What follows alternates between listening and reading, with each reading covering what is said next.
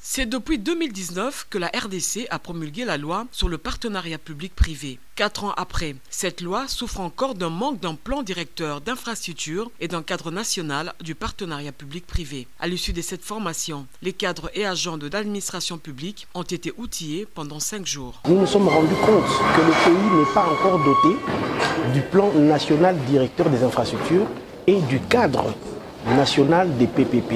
On va montrer qu'est-ce qu'il faut comme préalable pour arriver à mettre en place de contrats en mode PPP. Pour Richard Wenou, formateur, expert et consultant des infrastructures, finances et PPP, cette formation a permis de jeter des bases pour la mise en œuvre du partenariat public-privé. Il était question de donner aux participants les outils d'analyse des projets d'investissement capitaux notamment, et ainsi que les techniques de prise de décision de leur financement.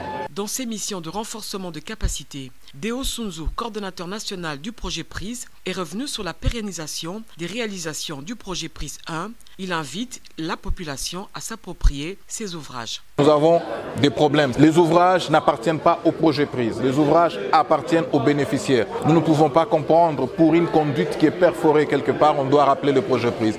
Alors que ces ouvrages génèrent des fonds. Il n'est pas de notre devoir d'entrer dans la cuisine interne. Je pense qu'il est important aujourd'hui que les autorités prennent en main le suivi et la gestion de ces ouvrages. Le gouvernement de la République est donc appelé à fournir des efforts pour doter la RDC des outils importants pour la mise en œuvre des PPP pour un partenariat gagnant-gagnant.